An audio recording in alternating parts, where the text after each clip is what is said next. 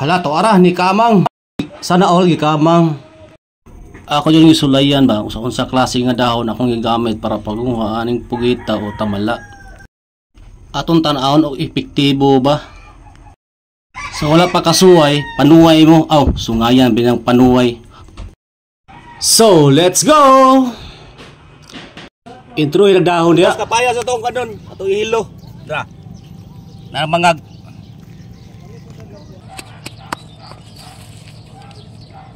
Imo dyan ang pugon sa bangag para mong gawas yun yung duga ba. So karon ato nang paabuton nga mong gawas siya. Kana siya kapidla-pidla pa na siya kay bungog naman na siya. Awa taod-taod, di ba luksot ni siya. Tuara? O di ba epektibo gyud ni akong gibuhat day. Unya unsa sa dahon sunod, Brad? Dahon sa batilis na pod. Atong dokdokon, rambangag sa maay. I-focus sa kameraman sa bagag sa ma. Para butuog yun lang bangag na sa ma. Dokon to niya. Na ora siya good. Tangan na. Isa paket juga niya.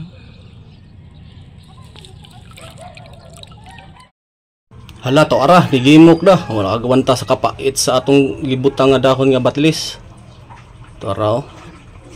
Sure naka yung panood-an na ni Brad. Dahon nga warrior. Oh. Ayan, dokdok ng gapon. Same process gapon nga dokdok. Para manggawas ang duga ba. Yan rambangag oh.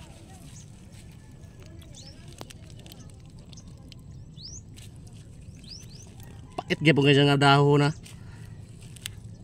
Mailan mo sa bangag kanay mga inani oh. May mga kinanaan nga kuan, crab o kasag. Ha. Taod-taod, gawas na. To ara lugwa na pod. Abi na kog tawo ra dili ganahan og better, hasta pod dito mga tamala di ay di ginahagpait. Kung muko gyud ka sa hunasan, klaro jud ka makasud-an. Kung tapulan ka, wa jud kay maabot. Kinsunod nga dahon ako ipakita ninyo katuoan dili yun siya pero tuo na lang para madali ta. Dahon pagat pa ta. Para mo tuo yo mga unsaon ni siya paghilo makahilo ba gid siya. Ah, tanan dokdokon.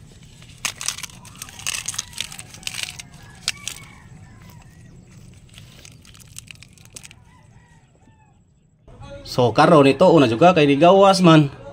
Klaro na kay sud-an sa. Kung naabot ka nga video, pali ko like and share. Thank you.